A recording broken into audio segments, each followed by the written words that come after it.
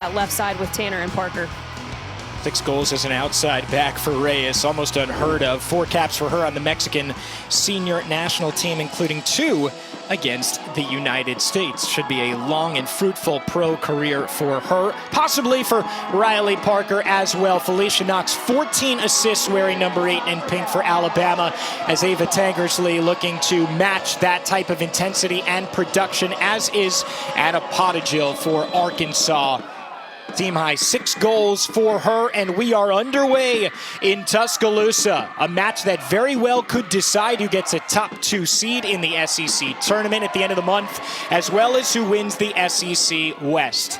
Quick restart here for Alabama. It's Reina Reyes on the ball. Whitfield, Jessica Skorka, terrific right back, junior from Plano, Texas. Arkansas is known throughout the Colby Hale era to pressure you. They want to create those turnovers high up the pitch and turn them into easy opportunities in the offensive third. Tankersley flips it on, looking for Pottigill, too far ahead, and Skorka sends it back to the right foot of McKinley Crone, the grad student from Maitland, Florida, in net once again, as we always see her for Alabama.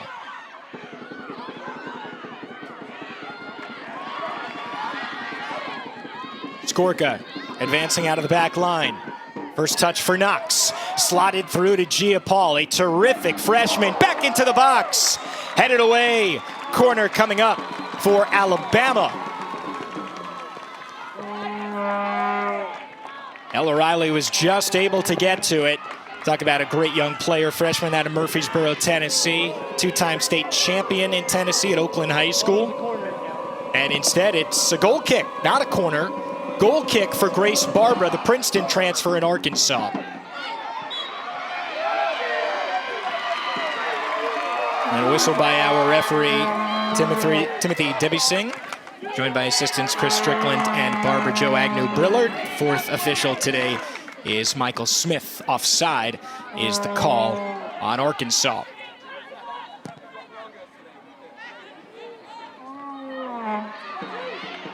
One question we're kind of wondering, I think, coming into this one, Marion, is how direct is Alabama can be. We know they can build out of the back. They can build through the lines. They've been terrific in the offensive third because of the playmaking decisions of Felicia Knox, leading the country with 14 assists. But do they go a bit more direct against Arkansas? Because we know that's always going to be the Razorback style. Yeah, and I think that one of the things that makes Alabama the Alabama we're seeing this season is their ability to recognize what's being given to them. So for a team like Arkansas, who typically likes to press, they like to play with high tempo as a collective unit, is Alabama going to be able to stay composed on the ball? I think that's the biggest key for Alabama, is staying confident as a team and not letting the Arkansas press throw you off your game. Look, if they're going to press you high, that's fine. Go behind them. If they're going to push you to one side, can you find your holding mid and go out the other way? So there are options and ways to break this Arkansas press, but it's about recognizing it and then staying composed enough to execute it. And can you find number 16 in gray today for Arkansas, Anna Pottigill? 43 career goals. She is just one off tying the all-time mark set by Julie Williford at Arkansas. It's kind of a foregone conclusion. She's going to get there by the end of her career. Flipped in for a goal kick now for McKinley Crone. 2020 SEC Forward of the Year. What to you sets Anna Pottigill apart, Marion? I think it's her attitude, her mentality. You know, we had the pleasure of interviewing her post-game once, and it was shocking to me just how grounded, how humble, how much emphasis she puts on doing the daily small things correctly. And I think that's what sets her apart. But you talk on the field attributes, that's the mental attribute to her game, but on the field attributes, she's obviously extremely fast. I think she's willing to do the work defensively. Her transitional game is one of the best in this conference. So is Alabama's. Sarepka slots it through. Barbara off her line to claim it.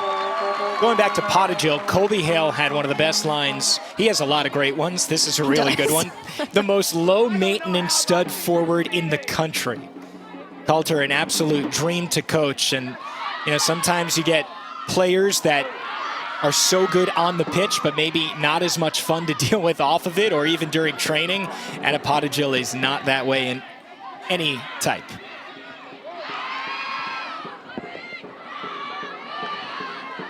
Tankersley. Franklin. The 6 holding it all down in the defensive midfield. Shayna Flynn, the UCLA transfer, who is #1 in the country right now, but the Bruins did suffer their first loss of the season at Stanford a couple days ago.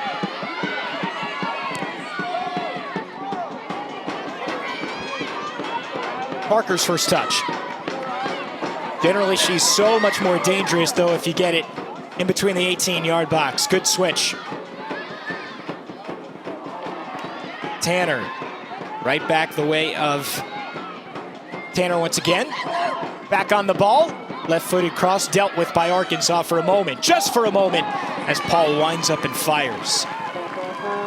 And Alex, that's a really good note. That's one of the keys that you're going to want to do if you're Arkansas today, is make it difficult enough in the buildup that Riley Parker feels like she's got to come off the back line away from that 18-yard box to get the ball. The more you can keep her out of the 18-yard box, the better chance you have of keeping this a 0 game. Tankersley tests Crone, but she is more than up to the challenge.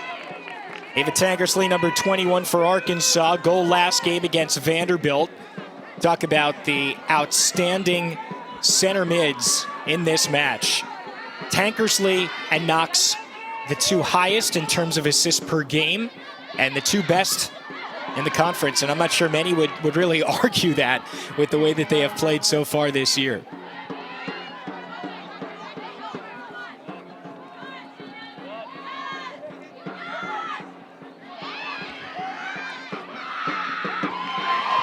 There's Knox and Tankersley right up there in terms of Power 5. They are 1 and 2.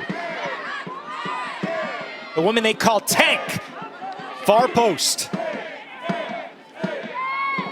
Pottijo catches up to it. Sister Ellie on the ball now, number 10. Foul called. Arkansas free kick coming up.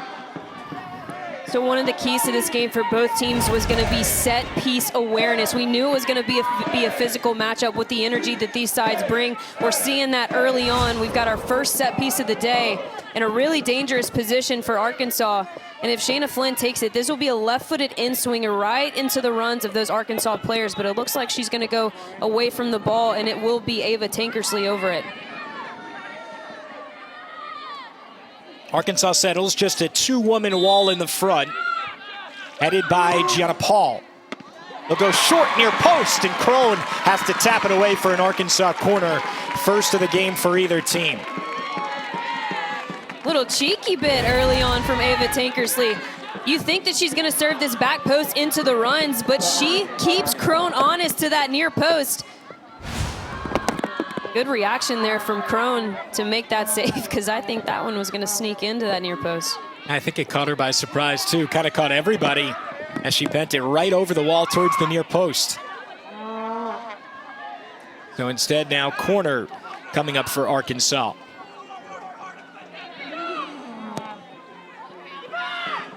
In-swinger to the far post. And no issues for Parker to send it away from damage.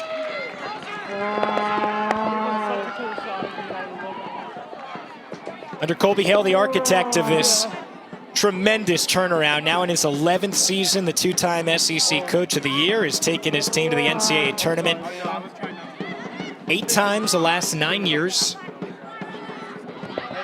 Last season, setting some history themselves, their first Elite 8 appearance. And is this going to be the season, potentially, for the SEC, that one of their teams is able to make the College Cup, potentially win a national championship? That's kind of all that's missing right now to cement the SEC as possibly the best conference in America. It certainly might be the deepest, along with the ACC. Yeah, you're right, though, but we haven't had that one team that just really goes deep in the postseason. Here's Paul, retreats to the byline, sends it forward, laid off, and just missed. What a chance for Sarepka and Alabama to take the early lead. And a player that doesn't miss often.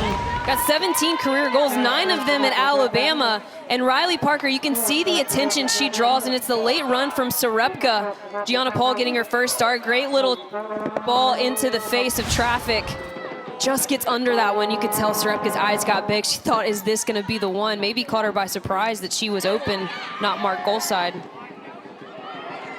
Was looking for her 18th career goal after coming over from Virginia. Talk about the ACC dominance and the SEC catching up. You would put the Cavaliers under Steve Swanson firmly in that category as one of the front runners every single year. Played last year at Alabama and has already won off of her 5-goal mark that she set last season, and this is only her 16th game. It's the experience and it's the transfers that have come in to make the mark for West Hart and turn this into a potential championship-type program. Coming off the NCAA tournament last season, which was a very significant year for them. That's whipped into the box, but over everyone. And who knows if West Hart is in this situation? You know, if he's not able to have that successful year where Riley Parker tears her ACL, she's out for the entire season. He doesn't quite have the firepower he was hoping for. The administration gives him a chance and says, we believe in what you're doing. And, I mean, it's bearing fruit in such a huge way, up to #2 in the country. And they've already set the mark. Single-season program history wins over top 10 teams. It could be 5, Marion, if they're able to win today against Arkansas. Yeah, and you mentioned it in the open that people that were outside of the inner circle really kind of had this, well, where did Alabama come from attitude. But the people, and I have to think the administration is part of that inside circle, the people that have been around this program saw what 2022 was set up to be. Look, I mean, you had 6 graduate students, you've got 7 seniors and 3 key juniors all coming back, and then you're getting all of these key injuries back, highlighted, of course, by Riley Parker. So I think, again, on paper, the inner circle knew that Alabama could potentially go very, very far this season, but it all came down to execution. And so you can give all the credit in the world to the coaching staff and the administration for the patience, no doubt about it. But if these players didn't execute, we're having an entirely different conversation. 13 straight unbeaten for the Crimson Tide. Their only loss of the season at Miami way back on August 21st. And they have reeled off 9 straight wins. Played towards the top of the box. Set clear. On the run from Gia Paul. It hits her on the rebound, but nobody home for Alabama to take advantage. Look at that work rate from Gia Paul. And two-time SEC Freshman of the Week. Yeah, exactly. We talk about the veterans, but she is a candidate for Freshman of the Year, no doubt about it. I would say a strong candidate at that. Coming over from Long Island all the way down to Tuscaloosa, originally hails from Huntington Station. I mean, you put up 5 goals and 3 assists already at this point in your first year. You are going to be a strong candidate as well as, you know, potential national all-freshman honors. Yeah. And we typically see her coming off the bench. She gets the start here today, and I really like that move from West Hart because I do think that there's a potential speed matchup. I mean, you've seen her wheels already. We've seen it with the pressure, her ability to close down Barbara in that last play. So I think maybe we'll get some speed matchups here that favor Alabama.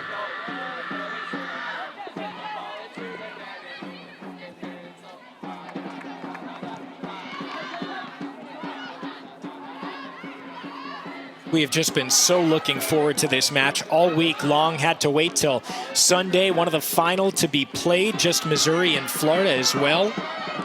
Florida and Kentucky, I should say, on ESPNU. But otherwise, this is the only show in town, and certainly the matchup that everyone around NCAA soccer and SEC soccer has been looking forward to. Teams getting relatively healthy in terms of what they'll have throughout the rest of the year. And not only that, Marion, it's a one-game week for both of these teams. So they have had a full week. It's a dream. I mean, you've had one full week to get ready for the biggest match of this season, and we expect both teams to be, 100% at full strength in this match, which is very exciting. And, weirdly enough, you look at the rankings on these teams, right? So it's number 2 versus number 7. Like, that's a huge game. But yet, I do not feel like either of these teams have kind of that mentality that we are a nationally ranked program. If anything, they both come into games with this underdog mentality. Parker, Paul, dispossessed for a moment, and now sent clear. Great job tracking back by the middle of that defense, Emily Hauser.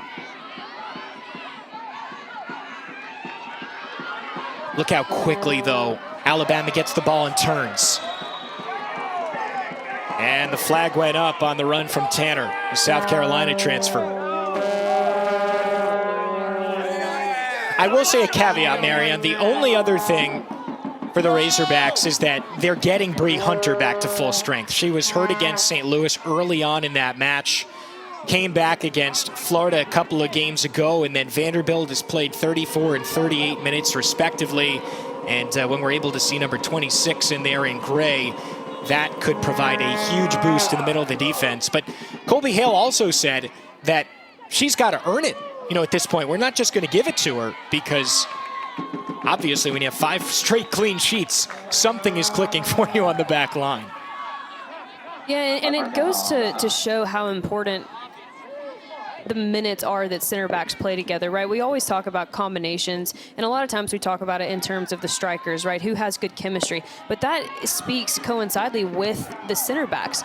As center backs, as defensive units, you have this chemistry that you create playing minute in, minute out against or with the person next to you. And so I agree with Colby Hale. I think that Hauser and Riley have done a tremendous job building a relationship in fast manner. I don't think they were expected to do that. Obviously, you expect to have Brianna Hunter for the entirety of the season. So they were thrown into a difficult situation and adapted so well. You were asking Ella Riley to do that, though, as a true freshman as well. Yeah. Long drive, Crone! And there's the first time that she has been tested in the last few minutes. Just that free kick by Tankersley, the other one. Yeah, and you see, this is what Arkansas likes to do. They like to poach those little bouncing balls when clearances aren't strong enough. They are always the players in and around to get the second. So again, that goes back to the set piece awareness both teams are going to have today. Knox's ball is intercepted by Riley. Arkansas looks to play out of the back just a bit. Pottigill has a run to her left instead. Slots it back to DiFilippo. Out wide. Crossed in and finished by Arkansas. Tank puts the Razorbacks up 1 early on.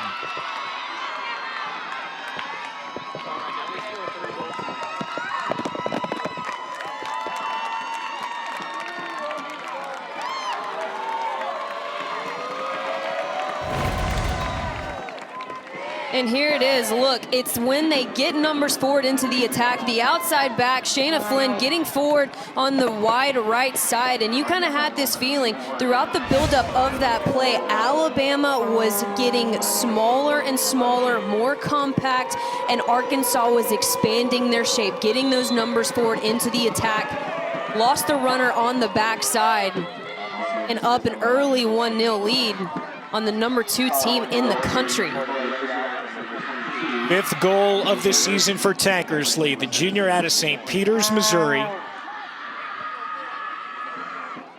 And now Alabama, the number 2 team in the country, unbeaten in the SEC this year, a perfect 6-0, is chasing at home against Arkansas. Crone off her line to just send it into the parking lot for an Arkansas throw-in. You might not think that a women's soccer player is going to enjoy a nickname Tankersley, but it's really an honor for Ava. Her dad, Dennis, you might recognize that name, Dennis Tankersley, pitched for the Padres. Her brother plays football. They are both nicknamed Tank, so she thought, why couldn't she have it too? Colby Hale instilled it a few games into her freshman season, and she's been pretty much called it ever since. Another unsettled ball in the box now, sent out of the 18. What a revelation, though. Tankersley in such good form. I'm talking about who is going to step up for a player like Parker Goins. Well, Tankersley slots in nicely at this point in the year. Another player Knox that was has sent down, but now there really finally is a whistle. Really stepped up has been DiFilippo. She was really the starting point of that goal just now. Her ability to check off the back line, turn face up, and then find the runs that are coming behind her. That's what set that goal up. So I think Pottigill has done well, don't get me wrong, but she is on every scouting report. And you have to have other players step up to help you. You cannot be the only weapon on a team that's expected to go far in the postseason. And here's the buildup. So it's a cleared ball into the middle of the park, and then Pottigill does so well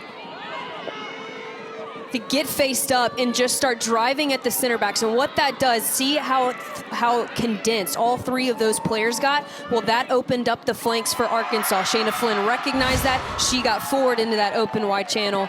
Loss of a mark on the backside. And you've got a beautiful build-up goal.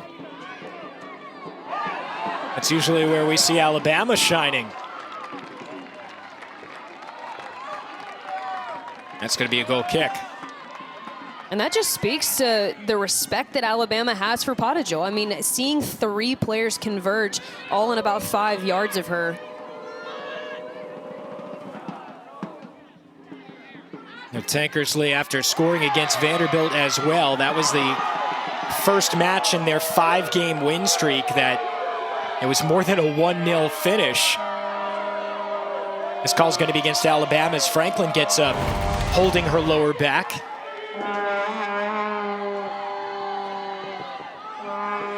Yeah, that was Knox that just came over the back of B. Franklin there.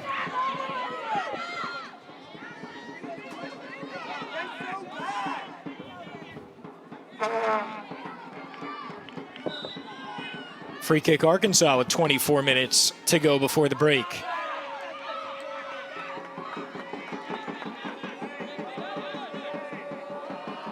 Getting organized right outside the 18-yard box. And here's Hauser. Good service. Tankersley. She's got to have so much confidence. And she draws the Arkansas corner off of Sarepka.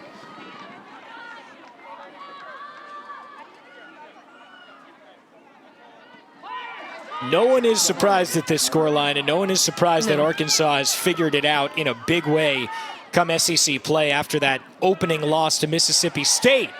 That one was taken out of Crone's hands for a moment. Arkansas still has it. A little bit of a shove in the box. And we do have a whistle to stop play. Going Alabama's way, though.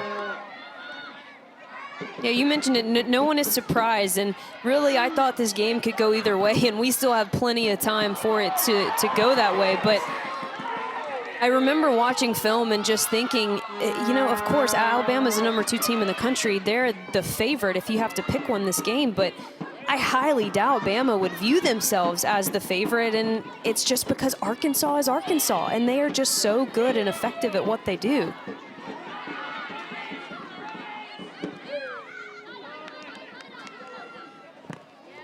At some point, you have to knock off the Goliath. And it's not like Alabama's David by any means with the type of roster that they put out there game in and game out. But at some point, you have to go out and beat a team that knows how to win year after year after year. 3 straight SEC championships. That is by design. That is not a fluke. And it's the culture for Arkansas. It's not necessarily just the players, because players will change, but culture will not. And that's what Colby Hale has instilled in Fayetteville. And it very obviously works, no matter the type of players that he's recruiting. They settle into his system. And yes, they produce incredible individual feats. But a lot of the credit has to go to that man. Yeah, and we kind of alluded to this in the Open as well, how there's been talk that this game was going to be a game of contrasting styles, but it doesn't really seem that way when you talk to both of these head coaches. Back to Krohn, she punts it away. And while there are distinct differences, don't get me wrong, I mean, you look at how both of these teams enter into the 18-yard box and you'll see that there are distinct differences in the way that they like to play. Paul, just over the run of Tanner. Parker, who is waiting to make her mark on this match. The ethos and the values of these two teams are very similar.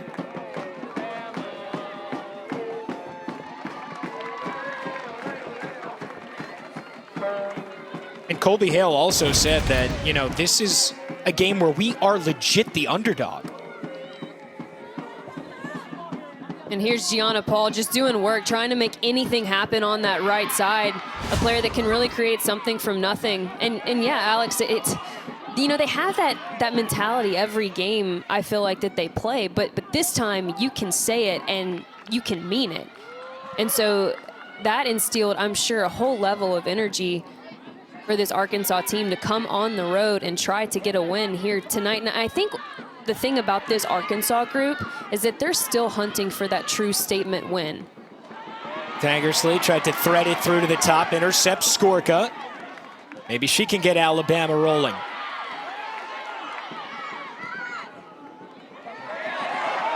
Cat Rogers. Hall has a run from Skorka, though. She's marked. 1v1. Back to the middle. Skorka scores! The equalizer for Alabama. This game is opening up in a major way.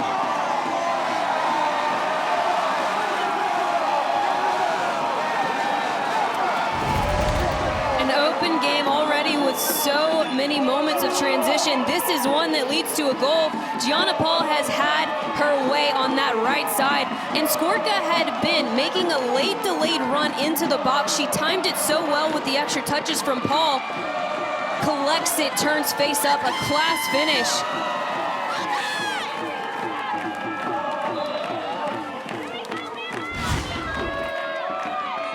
Skorka got lost in the box coming up from her right back position. She has been running all up and down the field. She's going to clock in major miles by the time we hit 90 minutes in this match. And already Arkansas back on the attack. Push in the box. Referee says play on. I think several players are going to clock a lot of miles in this one. Again, a key for both teams is just a willingness to run. We've already seen it. It's going to be really transitional in nature. It's going to be really open. And you're going to have some big 1v1 matchups, a bit of a cat and mouse. Already seeing that through the first half. Well, certainly the good news for both of these teams is that it is not that hot. It could be much worse. It's right around 80 degrees, but the sun is shining. Paul draws the foul on Arkansas. And that time it was Ainsley Erzin, the track star, coming into the match for the first time. 2021 national champion in the 800 meters. The first ever from Iowa. She hails from Des Moines. But a beautiful fall day for some soccer in the South.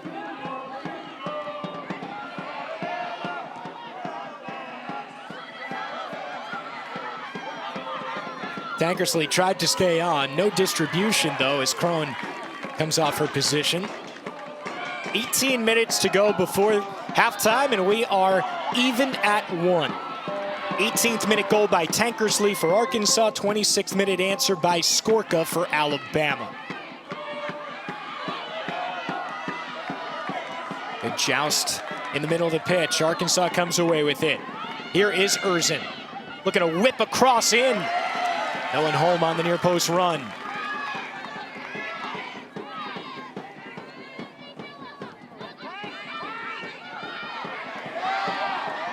Well, that ruins the clean sheet streak that Arkansas had been building up over the last 5 matches. They'd gone 485 minutes between their goals allowed. And again, in that stretch, tallying 4 1-0 wins, as well as 3-0 against Vanderbilt. And pitch and catch right into Barbara's hands. And that really defensively, Marion, a team in Arkansas that's known for pouring in the offense, that's how they turned around their SEC season this year. Yeah, a team that we're used to seeing win games 4-2, 5-3, these big shootout games, and suddenly collecting clean sheet after clean sheet. It's really allowed time for their offense to heat up, and we're starting to see that in the later stages of conference play.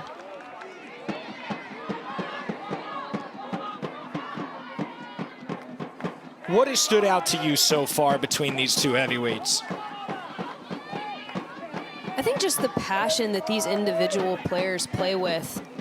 I think obviously what makes Arkansas good is understanding their identity. I think Alabama can have an identity, a different identity, depending on what the game is giving them. I think they can be direct. I think they can be good in possession.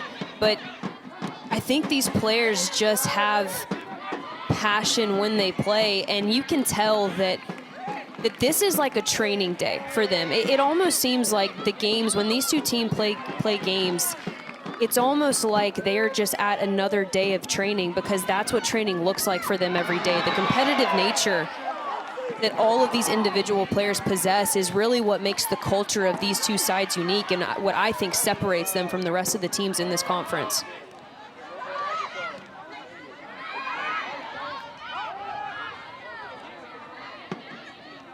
Two teams that do not give up a lot at all defensively. Arkansas allowing just their 9th goal there on the Skorka equalizer, 10th of the season for Alabama when Tankersley opened up the fun.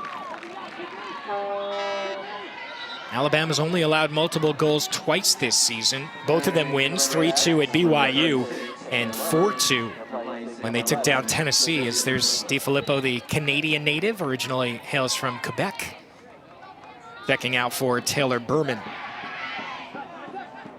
At 35 minutes in their win over Vanderbilt a week ago. Here's Paul.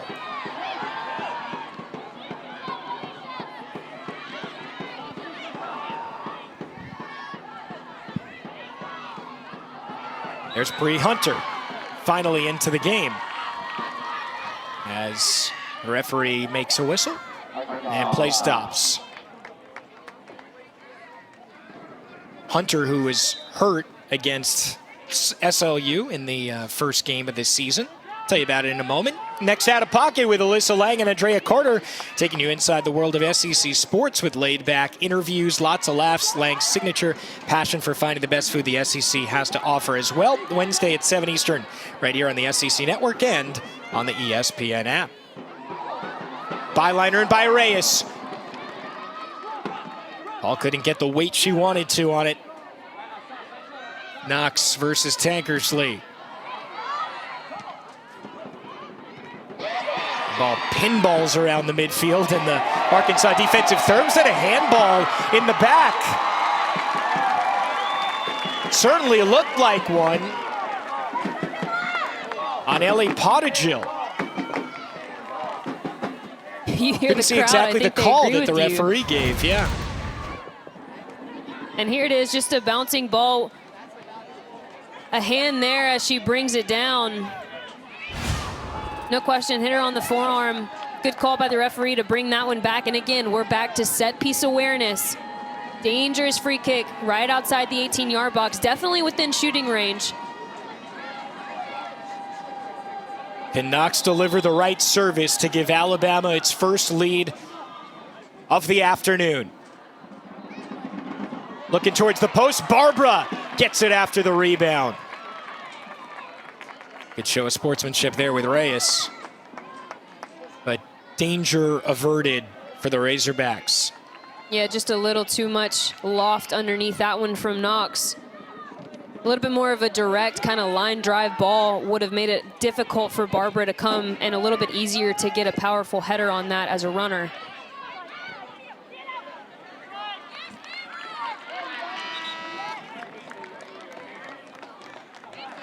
So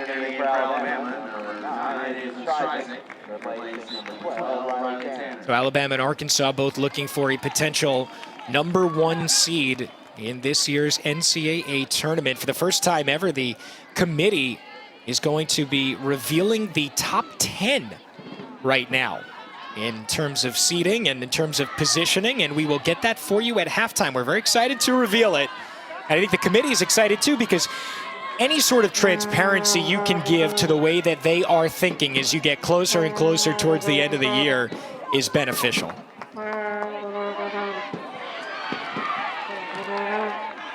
This time it's Parker tracking back to win the ball away. Parker holds, draws the whistle. Quick restart, Skorka finds Paul edge of the box. Pottage track back defensively, and then the tackle comes in from Erzin. So much danger, though, right now that Arkansas has had to deal with. And Erzin is able to run 38 sprints in 60 minutes in training on Tuesday, is what Colby Hale told us, for this former 800-meter national champion in high school. Endurance not an issue. And watch that bounce for a goal kick. I feel like people hear that number and they're like, oh, that's not that big. Like, you go run 40 sprints in your driveway. And then, like, let me know how tired you are. And she did that in training. Consistently. Like, it's not like she did that in one training. No, and we don't know for, like, the duration of those sprints. That's like, right. Are they 10 seconds? Are they a minute? Like, who knows?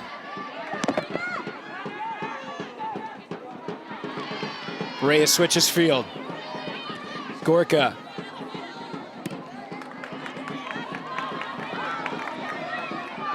Arkansas pretty content right there to just clear it back to Macy Clem. The senior playing in the 6 role, played every game the last 2 years, started all but 3. Alabama's defensive line starting to just settle in a bit more as well after they certainly were not on the Tankersley goal. And there's Tankersley again. Skorka wins the 1v1 battle. Looking to restart the offense. Blows past the defender, Erzin. Knox. Full head of steam, and she's shoved down, and we might have our first yellow of the game. Yeah, it's a caution, and it's against Emily Hauser for Arkansas.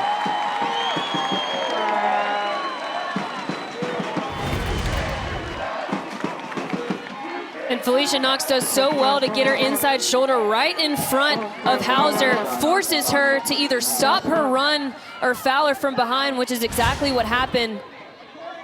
And Felicia Knox will be over the ball on this one again. There's something special about that Knox to Parker connection, especially on dead ball deliveries. She was dangerous on her first delivery. This time no one's there.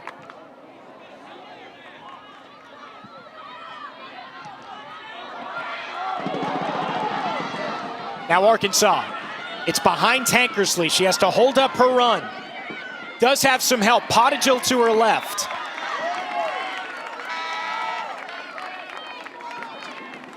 It was that first ball though, Marion. You see, if that's played a little bit more in front of her, she's got options. She doesn't have to slow down. Maybe Pottage finds that run on her left side. And we're looking at a very different scoreline. She's 1v1 to goal. Could be. She had a lot of options. Yeah, she did. And look, you just see glimpses of just how fast and how quickly Arkansas can transition into their final third. I think right now they're doing such a good job. As the game has gone on, as the half has gone on, you mentioned it, Alabama's back line has settled a little bit, but really early on, especially what led to the first goal being scored, was Arkansas's front line doing such a good job of pulling Alabama out of their defensive shape, especially if a player like Jess DiFilippo checks off the center backs. It forces them to make a decision. Do we stay in shape? Do we go with her? How do my outside backs fall in underneath me for cover? And so I think that's what we've seen Alabama actively figure out as the half has gone on. Tankersley tries it herself. to do much better to beat Crone there. 7:50 to go before the break, evened up at 1. That was Arkansas's first shot since Tankersley put one in the back of the net in the 18th minute.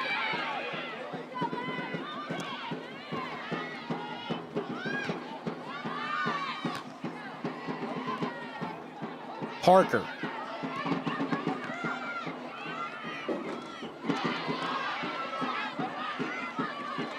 Here's Sophia Aragon checking in. First time she hasn't started in the last 3 games. Kind of a super sub off the bench in this one for Colby Hale. It flows down to Pottigill and right into Crone as she gathers. I really like how Alabama has adjusted again as the half has gone on. I think that we're seeing a really good balance of players getting behind the ball, but still leaving outlet players available in order to transition into the attack quickly. Signal is play on. Arkansas with a bit of an advantage now. Looking near side for Flynn, and she won't catch up to it.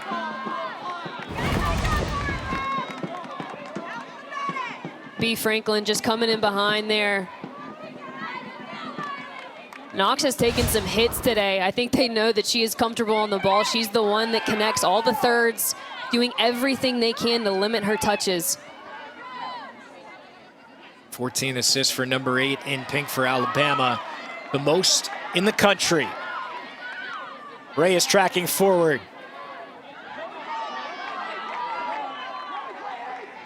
Flips it back outside. There's Streisig joining her. Streisig back to Reyes. Play a little give and go, try to flip the field and get some sort of numbers advantage if they can, but everything is really stacked up on that far side at the moment. Played back into Streisig, 1v1 on Franklin. And Franklin eventually wins the battle.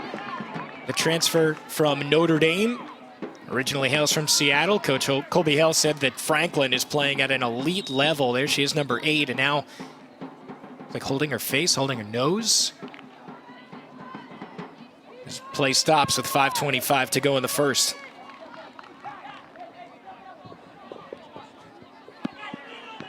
B. Franklin, one of the unsung heroes of this Arkansas side. Obviously recognized by her teammates, by her coaching staff. But I feel like, Alex, both of these teams have some of those unsung heroes that have really made the wheels keep spinning, done a lot of the behind-the-scenes work, and somehow gotten a little bit lost in the shuffle with just the star power they share a roster with. Yeah, certainly Reyes would be in that conversation for Alabama, who... Oh, yeah. Wes Hart did not mince words, said that he was pissed off that there was no SEC Defensive Player of the Week awarded to her throughout the season so far because, I mean, she's more than deserving. Yeah, I don't get it either. Last season, 2021 first team All-SEC. We mentioned the 4 caps with the Mexican national team as well. And she absolutely has a bright future in professional and the international game coming up. She's going to be a mainstay on the Mexican national team in the future, no doubt about that.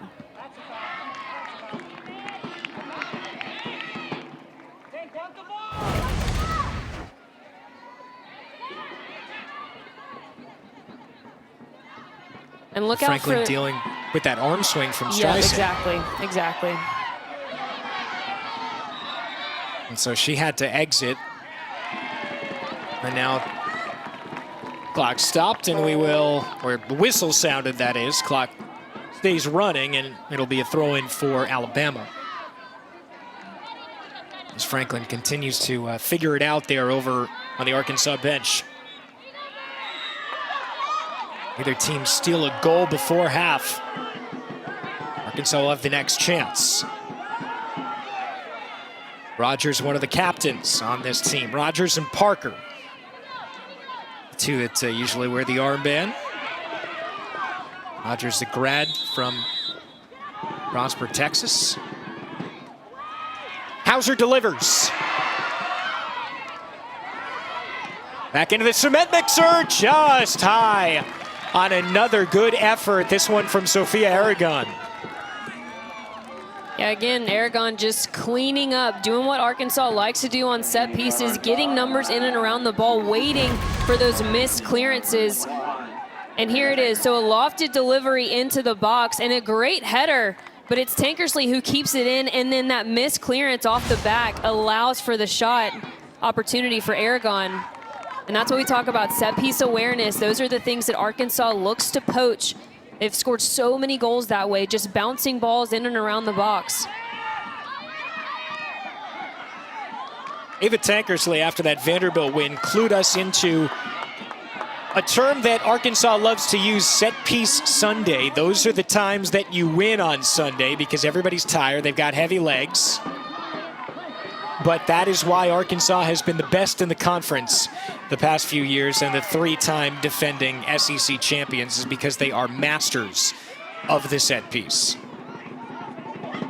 Hopefully a little different for both teams, not having to slog it out on Thursday as well. You'd imagine the legs are a bit fresher, but then again, we are towards the end of the regular season. Sydney Vincens, the senior from Louisiana, on the blow-by, couldn't keep it in on the byline.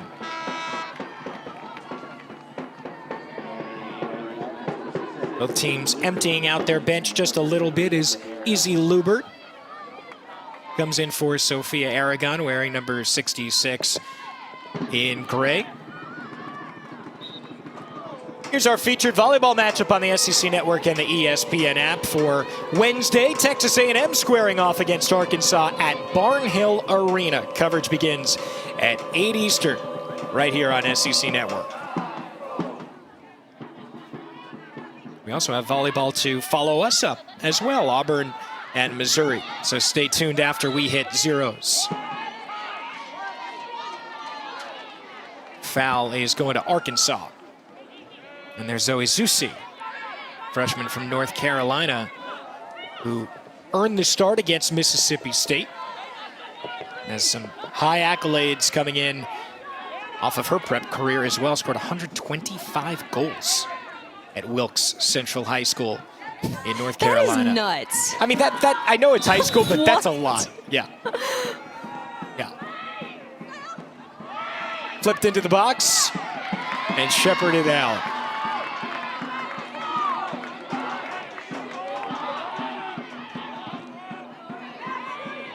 Barbara sends it back downfield with a minute 20 to go in the first. And now it's turning into a bit of keep away here at midfield. Until that flick on. Here's Vincens. Tracking down the channels and into the hands of Barbara. What a job to hold on to that. Oh, but she stepped out. She did, so it's a corner. Barbara can't believe it, and she shows her displeasure as well. Yeah, especially with the quality of transitional defense that we just saw from the Arkansas back line. Forced a terrible shot angle, honestly, and you come out of that with Alabama getting a corner. Oh, and there it is. Yep, that right foot. Couldn't exactly tell where the ball was. Alabama corner.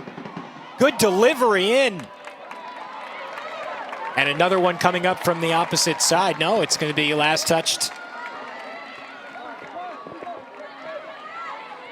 Alabama with a long throw instead, so it did not actually go over the byline. And the flag goes up, and that should do it here at the end of half number one. 3, 2, 1. Well, nothing separates the number 2 and the number 7 team in this country. Two teams fighting right there in the mix for an SEC West Division chip. From second balls. Wes, appreciate the time. Thanks so much. Thank y'all. All right, so just what we expected. 1-1 at the half. There's Tankersley opening up the scoring for Arkansas. Skorka coming right back to beat Grace Barbara. 45 minutes down here in Tuscaloosa. When we come back, we'll reveal the top 10, the NCAA committee. Ola has to offer. Back underway here in half number 2. 1-1 the score, and where does the difference maker come from? Marion leading up to this, telling us and our production crew, hammering it home. This is where the stars are made.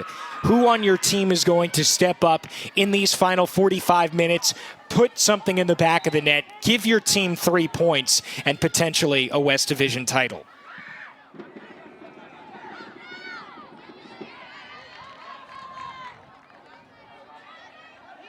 Switchfield, Alabama now working across the left side of your screen.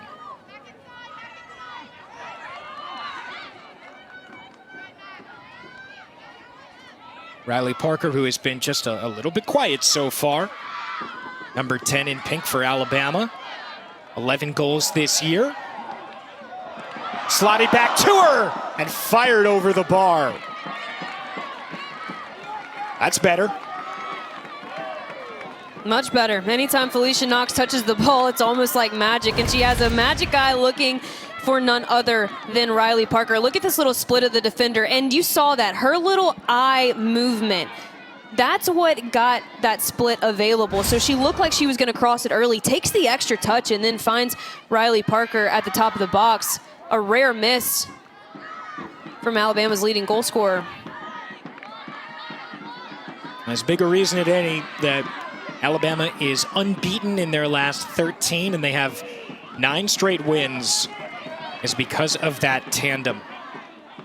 And you don't want to say that. The most assists in the country, and Parker, number 2 in the SEC in goals. Exactly. And like, you really don't want to say that one player would not be the same player without the other, but you have to believe the outcomes wouldn't be near as fruitful.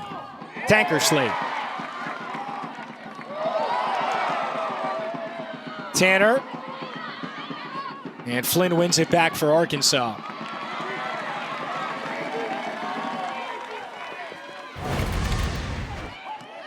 Sasha Pickard here. Beautiful work defensively. Got the block in. No chance there for an Arkansas score. Now Tanner up the flanks. Earns the byline. Sent back to the middle. No one home on the run. Tracked down by Sarepka. Just outside the box. Clem working up. High cross. No one home.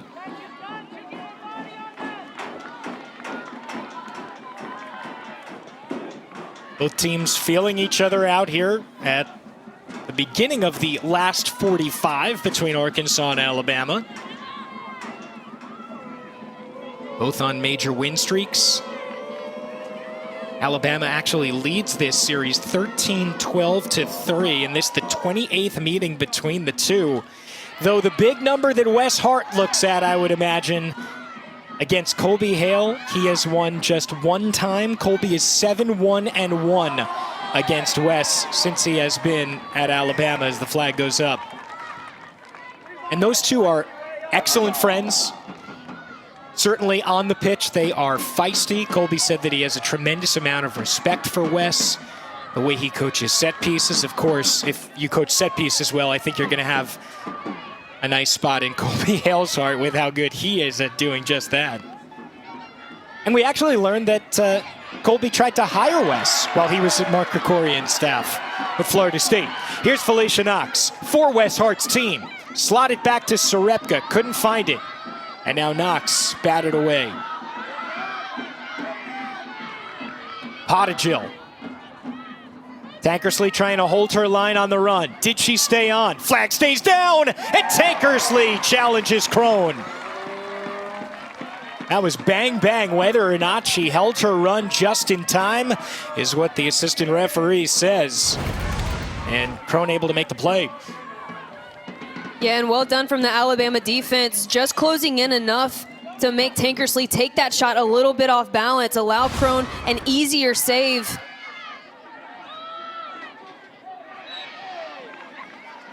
Shoving the back on Parker, Alabama free kick.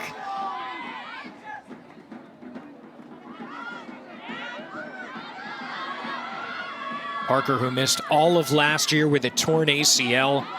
One of the biggest reasons she came back to play for Wes is that she wanted to fulfill her commitment to him that they were going to be able to win a championship in her time here in Tuscaloosa. And, well, they are primed to do just that. So clearly somebody knew that they'd have a chance at a title. Parker lays it off. Skorka back to Clem. And we have a potential head injury at the edge of the box for Arkansas, and this is Brianna Hunter. Remember, Hunter, 3-year starter who was injured in her first game at St. Louis, missed the next 11, returned 3 games ago against Florida, playing not even 40 minutes in each one. And now she is holding her face. You can see Hunter going to head off. Former SEC Defender of the Year.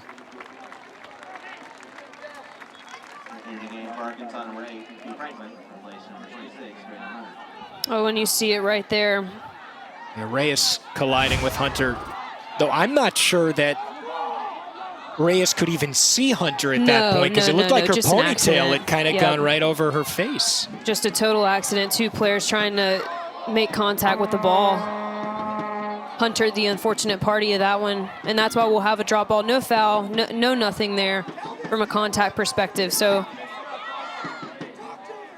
really what should happen, since the Alabama had possession of that.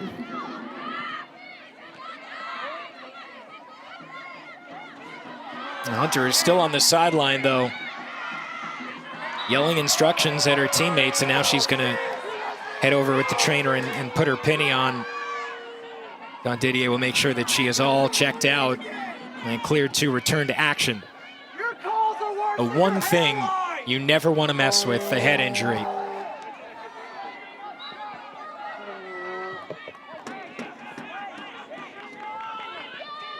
Here's Hauser in the middle of the A.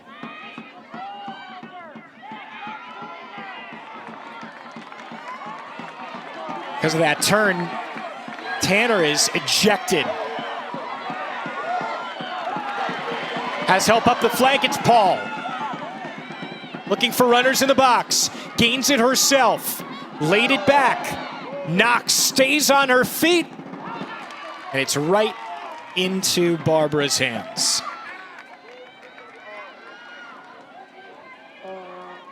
She has pace, she has technical ability.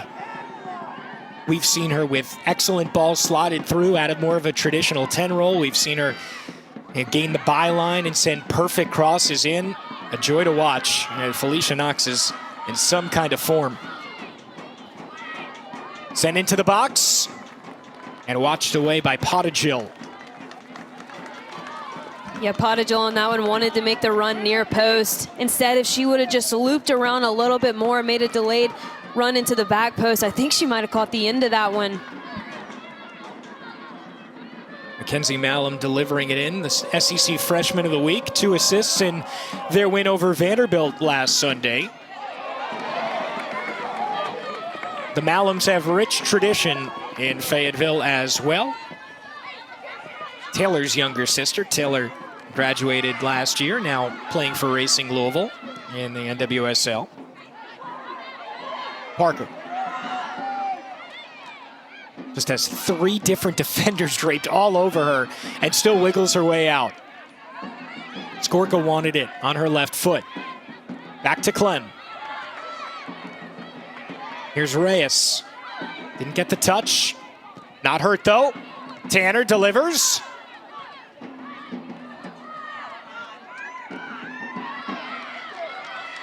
And this has really been back and forth, kind of turning into some bit of a track meet throughout this second half. Brooke Steer with the athletic move just to leap over the top of her goalkeeper, Crone.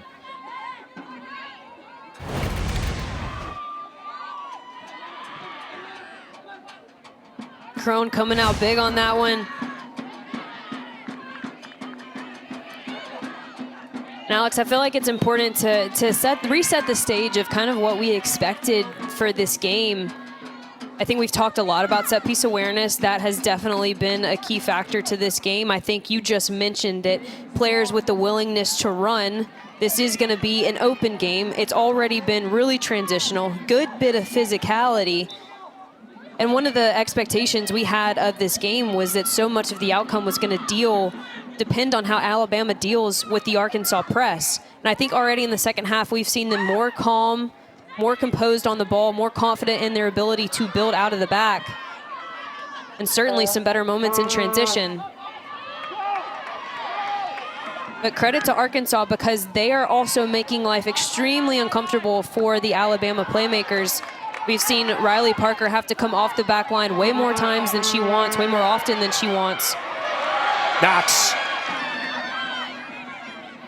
Parker keeps it in and earns the corner for Alabama.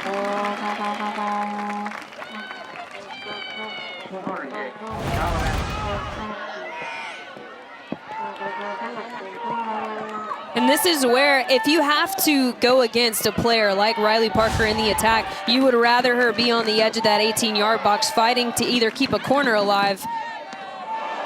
Oh, what a save by Barbara. Just whipped in by Parker. And a throw in for Felicia Knox in Alabama. And a shove down by Flynn.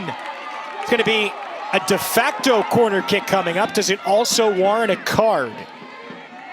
I would have given a card for that. Doesn't seem like it came out of the pocket of Timothy Debising. And a quick restart here for Tanner. Low cross in.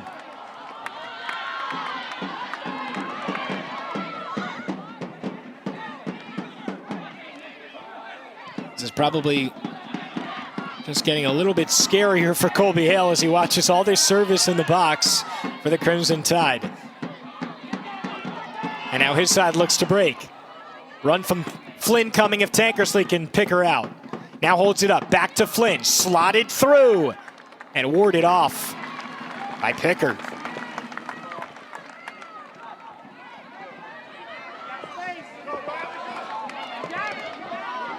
Alabama doesn't waste much time, though. Here's Pickard. Check that, Tanner. Knox. Parker turns, has some space in the channel. Here's Sarepka, the Virginia transfer. Makes her defender. The helping one was there to clear. Skorka. Knox. Skorka again to the near post. And another whistle. Flag was up. Just couldn't time the run perfectly for Parker.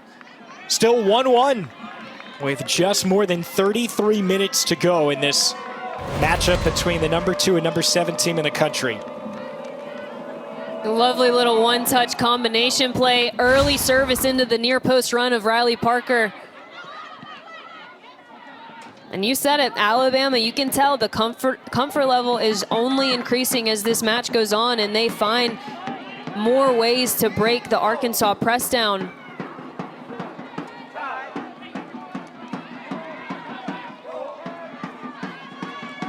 What do you think specifically Wes Hart was addressing in that locker room? Here's Paul first. Oh, if you're Paul, that one's got to be pulled back to the late run of Riley Tanner on the backside. She's been electric, though. So, Alex, to answer your question, I think what he addressed was just that. I don't think that he is at the point with his team where he has to address tactical, where he has to address technical. I think the physicality's been there. The competitive nature has been there for them this game. What has been missing, or what was missing in that first 45 minutes, was just their composure on the ball, the confidence probably in themselves to be able to build out of the back, to be able to keep the ball for longer than 1 or 2 passes.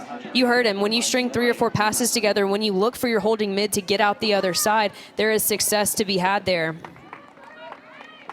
Good news to see Bree Hunter jogging back onto the field for Arkansas. She has been cleared from that potential head injury. She's coming in for B. Franklin, who had a bit of a knock herself. Long throw for Ava Tankersley. Towards the byline, kept in, bicycled back, and Felicia Knox clears it off the line.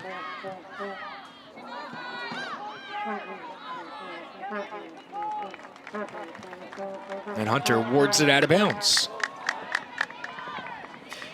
With the basketball season right around the corner, SEC Network once again the home for the annual SEC Basketball Media Days. Tuesday for the women, Wednesday for the men. Noon Eastern start on both days. The SEC Now team will have each team's press conference, interviews with coaches and players, along with team previews and coverage. It'll continue during the Paul Feinbaum Show as well. Looking forward to the basketball season here on SEC Network.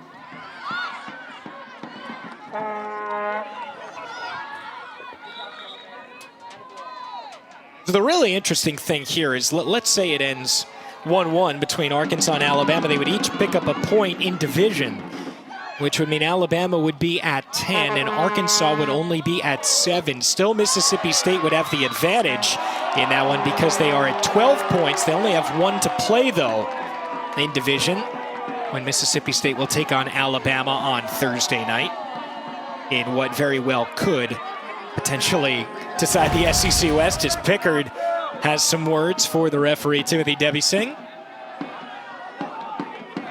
Does she have a case? I think so. I would have to agree. Demonstrative. Flynn. Played in and over the bar. Crone had to go out there. DiFilippo tried to just keep it underneath the woodwork and couldn't do so.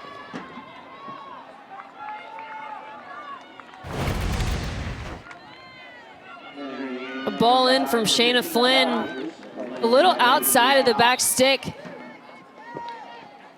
But well done to flip that one. Just a little chip into DiFilippo's run. She just misses it, off balance again. I think that Arkansas is just going to have to do a little bit better job of making decisions in the final third. Paul. Defenders back. Pottigill got to it. Tanner headed back to Parker. Flag stays down. Parker cuts it back to the middle. Reyes. And it harmlessly falls at Grace Barber's feet. Yeah, just 1 or 2 extra touches there from Reyes. Her first touch really actually set her up, but I think it was a little bit uncomfortable just with the proximity, the close proximity of the Arkansas defenders. Instead, forced her to take a couple lateral touches, really diminished her shot angle. Flipped onto Pottigill. And this time the flag looks like it went up on the run.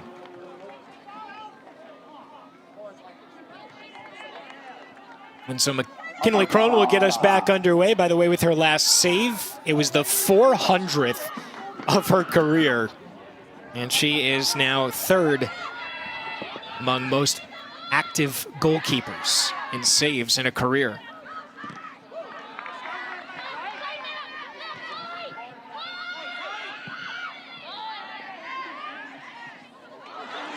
Stays in for Paul.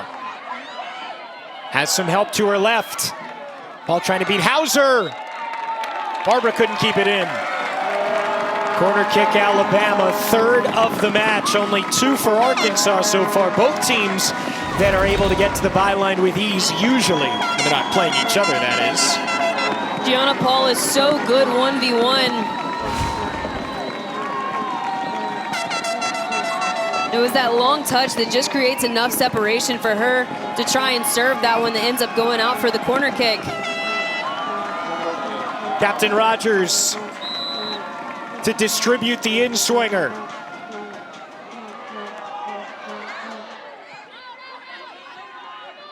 Paul, 1v1 on Tankersley. And she can fly too if she gets some space. Decides to send it backwards.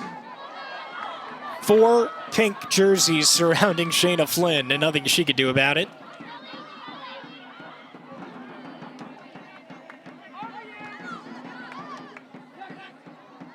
This match for control of the SEC West, potentially a #1 seed in the NCAA tournament coming up as well, depending on how things shake out. Ariana Inest, number 13, back to Reyes. Dangerous from there. And couldn't pick out the run from Knox. She had the entire channel available to her and just too heavy on the weight. And so here's where the teams stand right now. With one division game left in the SEC West, Mississippi State has 3 more points available to them. They can get to 15 max. Alabama wins this one. They can potentially win the title outright at 18 points. Texas A&M is finished. They have nowhere left to gain points from. Arkansas is the other team that really has a shot. And they have 3 division games left too, including the 3 points that are currently out there for both the Crimson Tide and the Hogs. Right now it would be 1 point per team. Though knowing the type of competitors Wes Hart and Colby Hale are, especially facing each other, neither is going to be happy with that. Parker dances. Lays off. Tapped away, but Inez stays with it. Delivers low into the box. No run for Alabama. Throw incoming. A bit of an assist from the photographer there. Raina Reyes showing her appreciation. Yeah, get your touches in, man. You never know when you're called upon. Exactly. Gianna Paul, congratulations from Wes Hart as Sydney Vincent spells her. With a stretch run, 25 minutes left in Tuscaloosa between Arkansas and Alabama. And Est looking back post. And somehow Barbara holds on and stays in. No repeat from the first half where she was not thrilled by any means about the call of her going out of bounds after making a save. Didn't end up hurting though. Alabama didn't score off of the ensuing corner.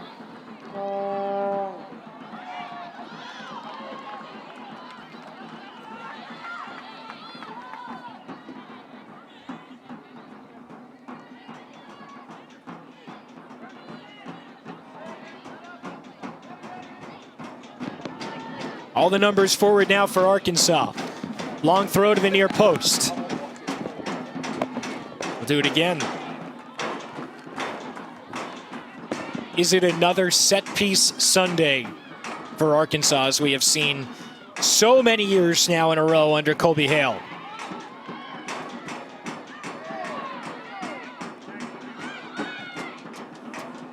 Long effort. That does not test Crone at all. No, we go back to the decision-making in the final third. One, it's got to start with, like Colby Hale said, getting more numbers forward. One of my keys for Arkansas coming into this game was just to be on the same page defensively. You either all have to press or you all have to drop. And right now we're seeing a bit of a disconnect with what's happening, and that's allowing for balls to just kind of drop freely in the midfield for Alabama. But that was a really good opportunity. Couple of set pieces in a row, talking about their throw-ins. It was a really good opportunity for them to step things up collectively on the pitch, and then you have a bad decision in the final third. So now that you have stepped more numbers, can you do it consistently, and then can you start making better decisions into the final third, really start to test Crone a little bit more than what you have so far. A foul called on Reagan Swindle, number 18 for Arkansas. Wins that foul from Alabama. Sydney Vincent's actually the one that picks it up for the Crimson Tide. And also you wonder if the main offensive threats for each team can get a bit more involved. Riley Parker, 8 shots her previous 2 matches, just 1 today. And Pottigill has not registered a shot yet. She has been marked extremely well by that back line, especially the center backs. That combination for Alabama of Steer and Pickard have certainly held down the fort.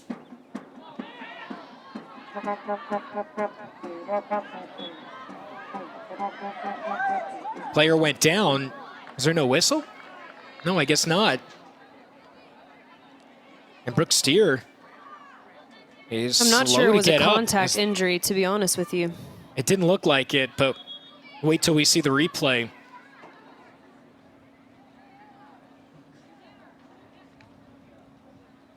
You see the area right now that Steer's holding. It's Pickard and Skorka and Cat Rogers all standing over.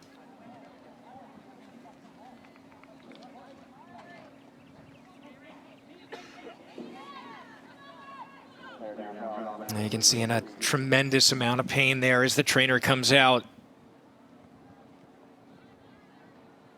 last year has been just so important. Started now the last 10 games for Alabama. Only 2 of the first 6, but all of the last 10 going the full 90 most nights. And has done extremely well here today. I think one of the things both of the center backs for Alabama have stepped up to do is to force Jess DiFilippo, to force Anna Pottigil, to force Ava Tankersley to always have a person on their back. They've been touch tight. Other than that goal, that first goal allowed, marking in the box has been phenomenal, and that's in no small part due to both of the center backs.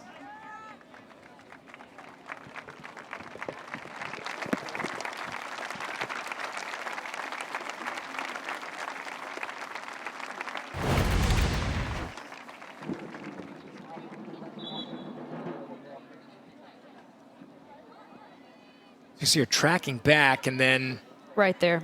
that's Yep. where it is, yep. Non-contact.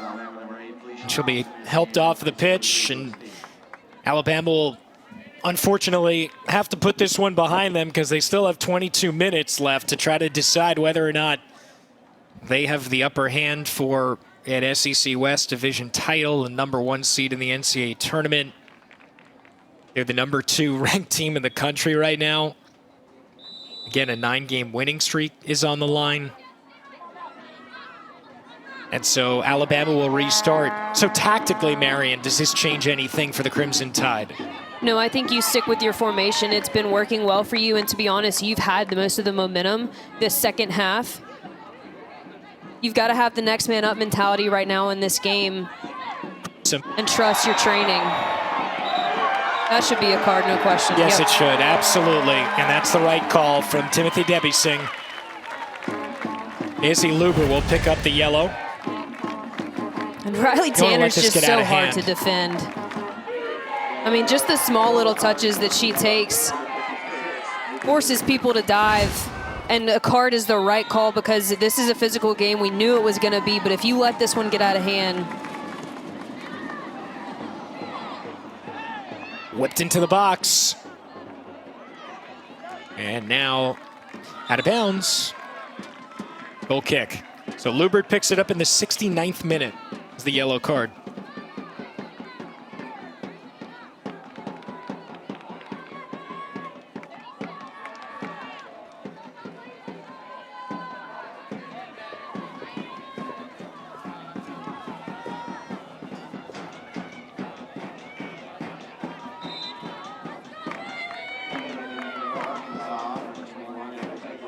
And now I start to wonder as well, Marion, with you talk about center back depth for Alabama, and it's getting smaller and smaller. You know, if you're going to lose Steer, and it seems like for this game at the very least. But you know, Sanchez Corretto, Tana Sanchez Corretto, who is going to be a huge part of this, so, as well as Bella Scatoro, who made huge impacts last year. And you start to wonder, does that back line get a little bit leakier, and can Arkansas maybe take advantage? They'll try to do it here with Pottigil. Just wide. Beat Crone, but also beat the post, unfortunately, for the Razorbacks. We're still even at 1. And Pottigil just finds the seams between Reyes and Skorka as Reyes has come into that center back position. Pottigil barely missing that one, and a player we haven't called her name a lot this game. She hasn't had a lot of touches, but a player that you don't want to lose track of because she is a playmaker that can change the game, and I still believe that this is going to be a game decided by one of the stars that these teams pose. Which one's going to step up and perhaps maybe not be as involved in this game as we've seen them in others, but step up, make the lasting impact. Tanner to start it. Knox. Kept it in! And Barbara has to come off her line and just leap right on top of it. Somehow Alabama kept that offensive possession going. Knox having to go all the way around her defender. Yeah, the work rate of Felicia Knox is unlike any other, and she reads this one so well and just gets a toe poke on it That ball from Riley Tanner just a little bit heavy, allows the Arkansas defender to cut it off. But Knox does not give up on a play.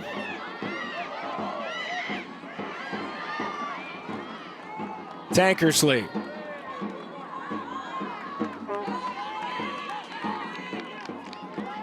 So still even at 1, the scoring. Ava Tankersley in the 18th minute, her 5th goal of the year. That was the breakthrough for Arkansas, and then just 8 minutes later, Skorka equalized. And right now the back line change for Alabama is going to be Mariana Ines playing at that left back position. And like we mentioned, it's going to be now Pickard and Raina Reyes as the center back pairing with Skorka on the right side still. So still a 4-back and no substitutions there either. But Ines, the new face that we'll see on the back line. What's the change for Raina Reyes? Mid-game having to go from outside back now to center back. Well, Alabama's center backs play a little bit differently than the rest of the center backs. They have kind of the freedom to step and drop as they please, where you'll see like the Arkansas center backs typically only drop. They don't hardly ever step. So Raina Reyes is going to have to, a player that likes to attack, she's going to have to maybe let that go a little bit and have more defensive responsibility now. Malum. Double comes. And throw in Arkansas. The reigning Oklahoma Gatorade Player of the Year, number 14, Malum for Arkansas. And Gray. And here's Margot Reemson with the long throw this time. Always the danger zone if you're playing Arkansas. Just any ball flicked into the box, you never know what's going to happen, and they're so physical and tenacious. Sometimes they make goals out of absolutely nothing. Paul. Free runner in the box. Finds Tanner. There she is. Cuts it back, stays on her feet. Now it's a nest. Moving forward. Headed in by Paul. Couldn't direct it homeward.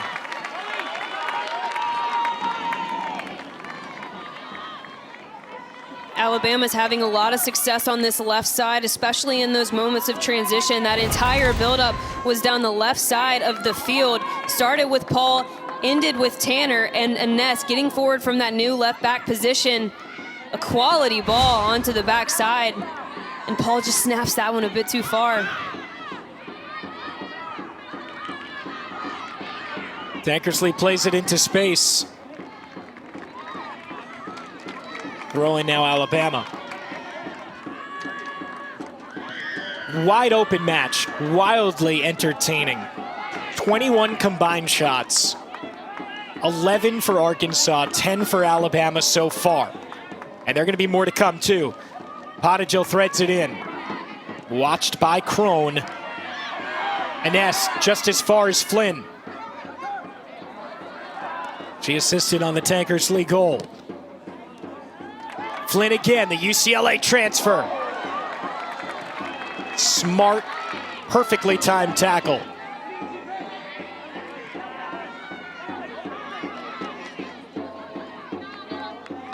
Is there much of a fatigue factor with it only being a one-match week? We'll have to see. Pottigill towards the middle. All the way there, Clem. Flynn one more time. Dispossessed. A couple of players go down. Clem again. And the danger is cleared, at least for this moment.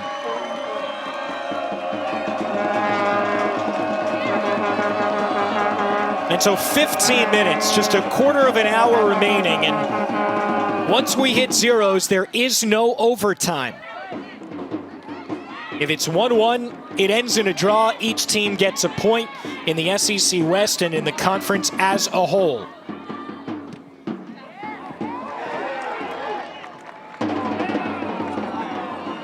I'm sure Colby Hale, the Arkansas coach, feels like that's an area where Arkansas can exploit other teams, is in those last potentially 20 minutes after the 90 that we used to see. Wes Hart was also in favor of the overtime rule, though. So, no matter, though, that is how it is played this year in NCAA soccer. What a switch. Tanner. Overlap comes from Parker. There she is. Number 10, 11 goals on the season, second in the SEC. Back to Tanner, dispossessed by Flynn. Which awarded out of bounds. And this is the matchup, the cat and mouse that's really going on, is Alabama's left side, Arkansas's right side, between Riley Tanner and Shayna Flynn. The more that Riley Tanner gets forward, the more Shayna Flynn has to defend, and vice versa. And right now, Riley Tanner is winning that battle. She is forcing Shayna Flynn to retreat, and retreat often, which is taking her away from getting numbers forward into the Arkansas attack. Anest.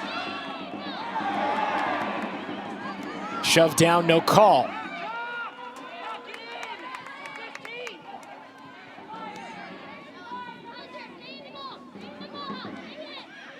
Flynn, the 6, moving forward. Here's Anest also on the back line. Just wide. Sarepka almost put it home for Bama.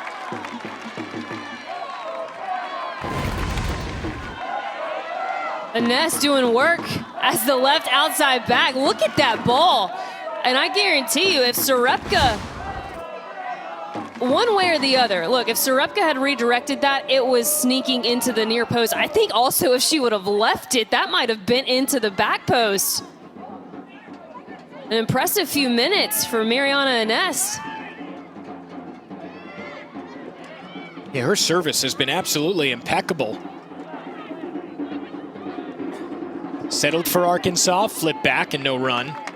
Yeah, they're looking for that back post run, and no one is making it for Arkansas right now. More dangerous chances have absolutely come the way of the Tide.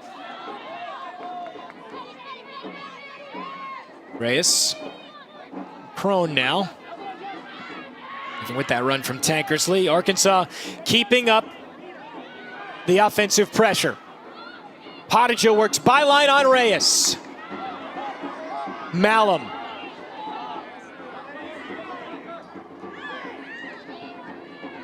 One v one Knox in defense. Flipped out to Pottinger. Looking for service. Flag stays down. Pottinger tried herself.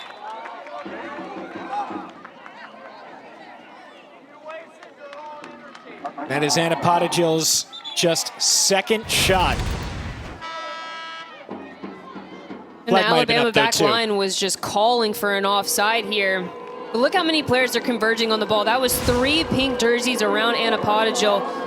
When she does have a shot angle, the time is just not there. She's got about half a second to rip one off. And oftentimes they've forced her into really tough angles to get quality shots on goal. And Tess Crone. Wouldn't have mattered. Flag did go up.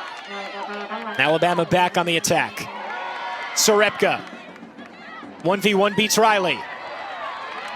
Corner coming. Perhaps this is the moment for Sarepka and Alabama. A prove-it game in Tuscaloosa with a great crowd on a beautiful Sunday fall afternoon in Alabama. Felicia Knox with the service. Does Alabama belong with Arkansas at the top of the SEC? This high one is delivered in, tapped away by Barbara. Still unsettled. Just for a moment. Tanner took a deflection. And Knox will watch it out. Another corner coming.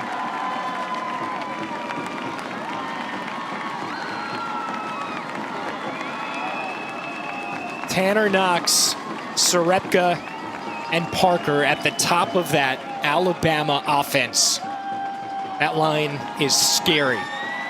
And they're showing that why to Arkansas. Knox to the back post. Defense holding strong though for the Hogs. Knox.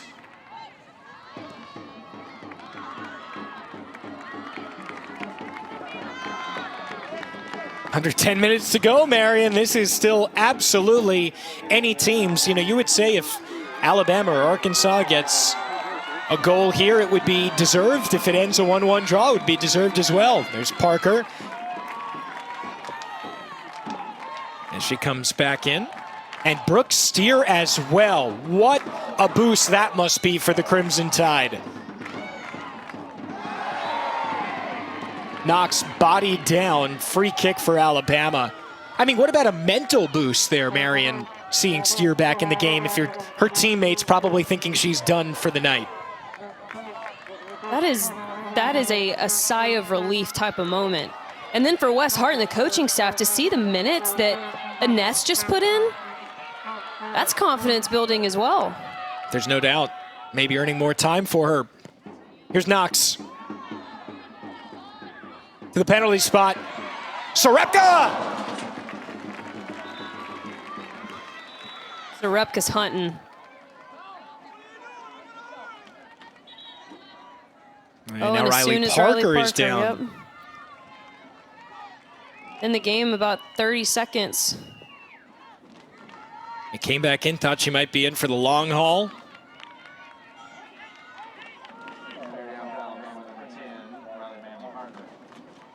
Trying to gather herself and now does get up. You see some blood under her eye, and she now seeming a little bit woozy as well. We saw already one potential head injury in this game earlier on for Bree Hunter. She was able to come back in, and now Parker being assisted off an 11-goal scorer. Someone certainly the Wes Hart would like to have on the pitch if she can be there for the end of this game, and of course the rest of the season. We'll just have to see. And you get Steer back, and it's that sigh of relief, only to deal with another blow to one of your key players. And it's right there. You see her go up. Yep, you see her go up with Bree Hunter in that challenge in the middle of your screen. Maybe perhaps an elbow to the eye. Physical match. There's no doubt about that today. We knew it was going to be the case, but Alex, even I have to say the level of physicality I have been surprised with. Yeah, and now DiFilippo is down.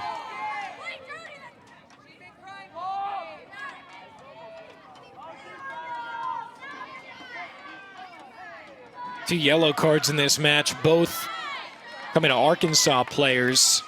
Hauser in the 36th minute, Lubert in the 69th. Just want to make sure you do not let this match get away if you are Timothy Debising. A good clean last 8 minutes. Floated all the way in the breadbasket catch for Barbara. And maybe those restarts were helpful for Arkansas, because before those 2 injuries, Bama had 5 shots and 2 corner kicks in 6 minutes. So if you're Arkansas, you've got to find a way to get the momentum back in your favor, and that's got to start by getting more numbers involved in the attack. And I mentioned it already, but the Alabama wide players are doing such a good job of getting forward, forcing Arkansas into defensive shape, that it's really making it difficult for them to transition into the attack.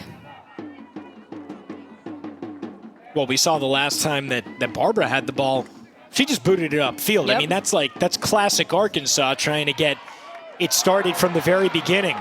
Paul flicked it forward. And Barbara, who has been very busy here in this second half, once again gloves it, but Alabama still threatening with 7 minutes left.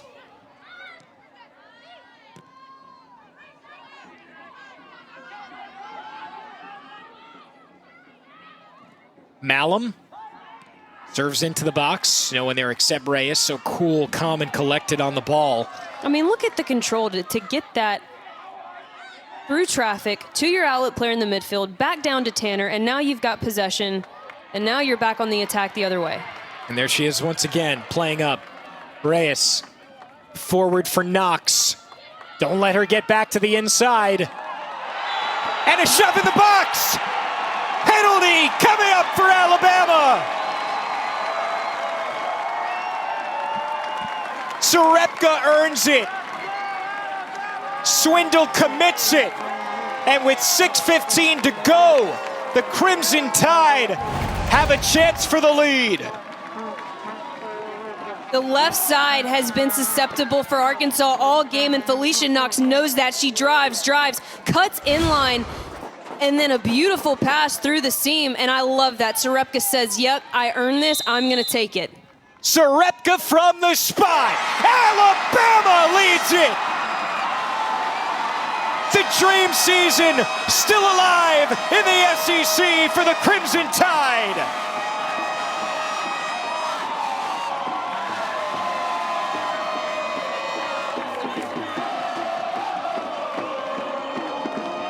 Second straight match she'd scored from the spot. This might be the biggest of the year. And who gets it started other than Felicia Knox? And Sarepka has been hunting for a goal this entire second half. Gets a shove in the box, puts her to the spot. Says, this one's on me, guys. I'm gonna step up. I'll be the playmaker that makes this game difference. Buries that one collectively to the back post. And maybe this is a spot that Arkansas is more used to being in than Alabama throughout the years. The X on their back, top 10 ranking. Number 2 is the highest in program history for the Crimson Tide. Though I would have to say, watching this Alabama team throughout the last 85 minutes, they are completely at home playing in this type of environment with these type of stakes. I mean, you have a chance to unseat Arkansas for the first time in 4 years as the SEC champion and in the SEC West as well. And it's been so close throughout the years, but Arkansas has won the last 4. You know that Wes Hart knows that, going up against his good friend Colby Hale. And 5 more minutes left. And if Arkansas doesn't find one at the end, Alabama's going to get all 3. And that in turn is going to keep them atop the table at 21 points. They're going to be 5 past Tennessee at that point, who would be in second. How good is she? So good. Paul.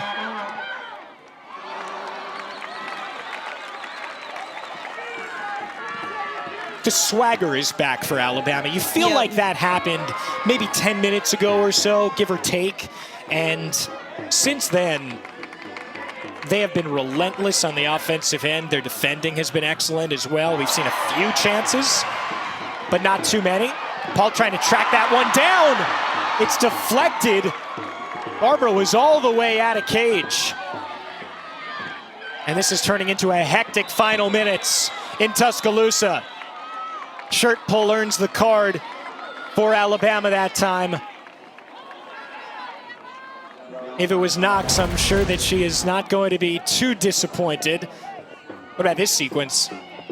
Well, Gianna Paul has been on Barbara's tail and when she wants to put it down and serve. So that's definitely something that's been on the scouting report for Arkansas, is that Grace Barbara likes to put it down before she kicks, and as soon as she drops one in, Gianna Paul has been on it.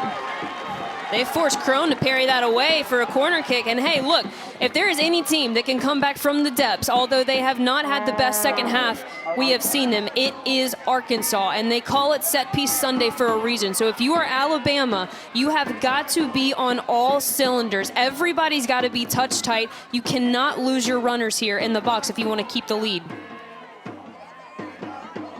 Emily Hauser will deliver for Arkansas towards the spot. Just out of bounds, and no issues there. Steer was the one that went down, and she'll try to walk that one off. Remember, she had the earlier injury, but just checked in a few minutes ago. And she'll make her way back down the pitch. By the way, just cleaning up, Felicia Knox did draw that yellow card in the 86th minute. 3 left in the second half. The difference right now is Sarepka's 84th minute PK. And if you're joining us looking for Auburn and Missouri on the volleyball court, we will get you there right after the clock hits zeros here in Tuscaloosa. But right now you can watch it on SEC Network Plus in the meantime.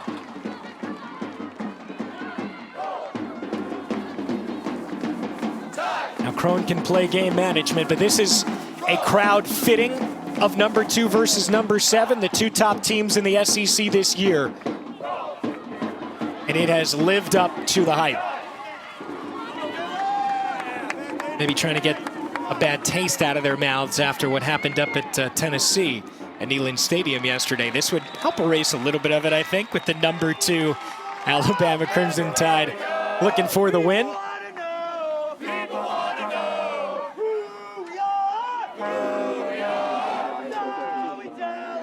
.202 to go and clock stopped.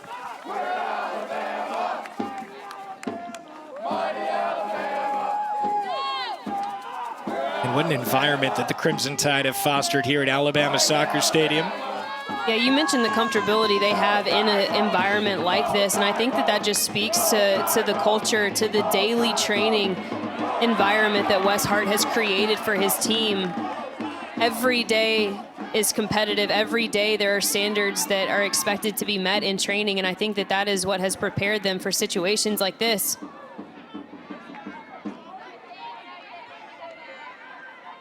Reyes. Look at those nifty turns. Minute and a half to go. Trying to play keep away in some respects. Reyes finds some space. Shifted out wide toward the flag for Paul. One of the front runners for SEC Freshman of the Year. What a game she's had today. She's been dangerous in so many aspects. She's played using so her well. Speed. Poise on the ball, Marion. Yep. 1v1 ability. And she just makes defenders really uncomfortable. She makes them uncomfortable on the ball. They want to get rid of it quickly. But let me make my plea, and this is all I will say. Give Reina Reyes some kind of SEC Defensive Player of the Year honor. At least Player of the Week. Girl has been phenomenal today.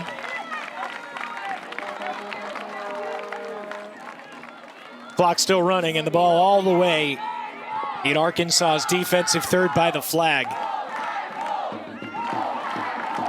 And this is looking more and more like the Razorbacks realize that the fate is not necessarily in their grasp anymore. It lays all the way with Alabama. A real prove-it match here in Tuscaloosa.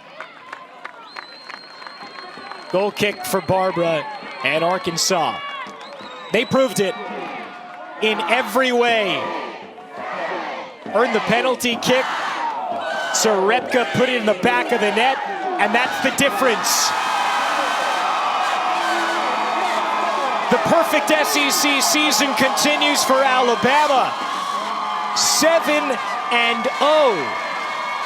They are now 8-0 here at Alabama Soccer Stadium. First win over Arkansas since 2017. First win here over Arkansas